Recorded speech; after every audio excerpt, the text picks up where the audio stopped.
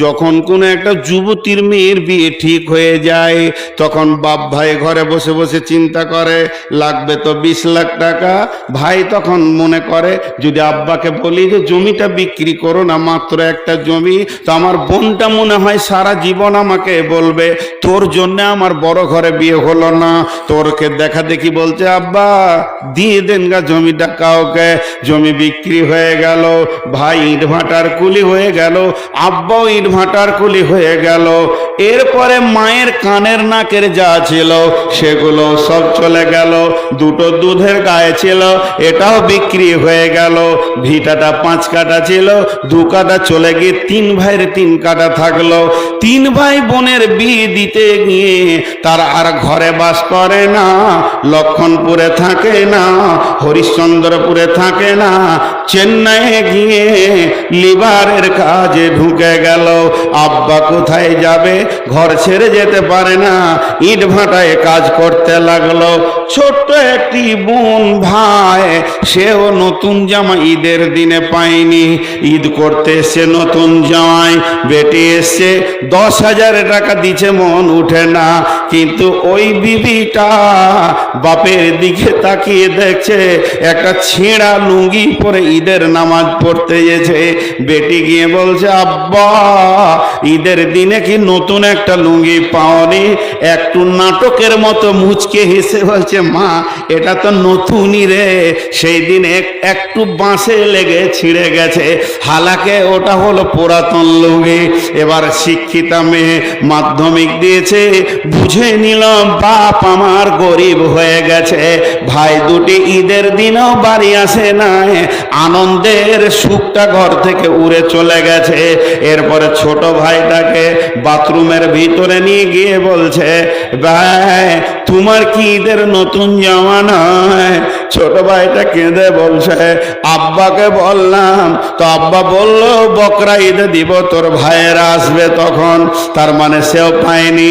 গতকালকে কি খেয়েছো? বলে শাক ভাত। তার আগের দিনে বলে ডাল ভাত। তার আগের দিন কি খেয়েছো? ছোট ছেলে গোপন করছে না, পুটপুট করে বলে দিচ্ছে সেদিনও বেগুন আর ভাত।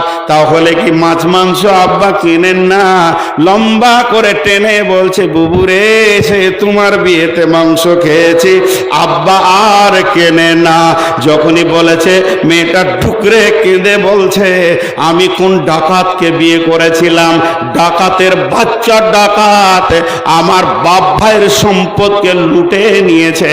এর জন্যই মেয়েটা শ্বশুর বাড়িতে হাসতে পারে না, স্বামীকে সার্ভিস দেয় না, শ্বশুর শাশুড়িকেও ঠিক মতো ভাত দেয় না। তার মিজাজে ঢুকে গেছে আমার বাপ ছিঁড়া লুঙ্গি পরে ঈদ করবে, আর তোর বাপ মাসে মাসে লুঙ্গি চেঞ্জ করবে, আর আমাকে সপ্তাহে 13টা করে লুঙ্গি ধুয়ে দিতে হবে। এবার ওর মিজাজ গরম। ও ছিল দোকানে, মার্কেটে পিকনিক করেছে, ওখানে বন্ধুদেরকে নিয়ে আনন্দ করেছে। রাত্রি 1:30টায় মুরগা ভাত খেয়ে যখন ঢুকছে, বিবি রাগান্বিত অবস্থায়। বিবি হাসে না কেন? বিবির কাজ হচ্ছে স্বামী দেখলে মুচকিয়ে হাসবে, কিন্তু আমার বিবি হাসে না কেন? যেই গায়ে হাত দিতে এসে খবরদার আমার গায়ে হাত দেবে না। কি হলো রে সখিনা জরিনা, এত রাগ কেন করো? বলে আমার বাপের 22 লক্ষ টাকা তিলে তিলে বুঝিয়ে দাও, আর আমার যৌবনের দরকার নাই, সংসার করার দরকার নাই। আমার বাপের যদি 22 লক্ষ না বুঝিয়ে দাও তাহলে বুঝে নাও আমি মহিলা থানাতে আপিল করে দিব। সারা রাত ঘুম হয় না। বলছে ওই যে ট্রাক্টর কিনেছিলাম, ছেড়ে দে তোর বাপের ট্রাক্টর, খালি ঢোক গিলছে। কি বলবো কি বলবো, এতগুলি টাকা বাপ কোন দিকে ঘর বাড়ি করে উড়িয়ে দিল, জমি জমা কিনে আমি জরিনা খাদিজাকে জবাব দিতে পারছি না। গভীর রাত, সারা রাত খালি মালদার জেলখানার দরজাটা দেখছে, খুলছে, লাগাচ্ছে, আর তো শান্তি নাই। বিবির গায়ে হাত দিতে পারছে না।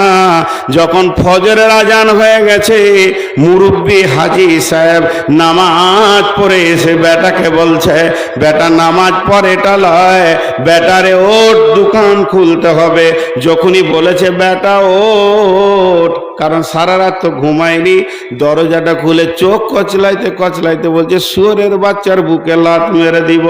বাপকে যখনই বলেছে শুয়োরের বাচ্চা, গভীর ভাবে কাঁদতে শুরু করে দিল। বেটা হায়, জীবনেও তো আমাকে এমন বলিসনি, তোকে 24 বছর পড়ালাম, তোকে 24 বছর মানুষ করলাম, তোকে বিয়ে পাস পর্যন্ত পড়ালাম, জীবনেও আমাকে কথা বললি না, শুধু ওই মেয়েটার জন্য তুই বললি। এটা বউ হয়েছে, আজ আমার বেটা হাতছাড়া হয়ে গেল। বউয়ের দোষ দিতে শুরু করলো। কিন্তু বন্ধু রে, এখানে আপনার 1 বিঘা জমি আছে, আমি যদি টাকা দিয়ে জমিটা কিনে নিই, এরপরে যদি আপনি ধান চাষ করতে যান তো লাভ খাবেন, কারণ আপনি টাকার বিনিময়ে জমি বিক্রি করে দিয়েছেন। হে বেটার বাপ, তুমি টাকার বিনিময়ে বেটা বিক্রি করে দিয়েছ। যার বেটি ছিল সে কিনে নিয়েছে, আর তোমার বেটা নাই।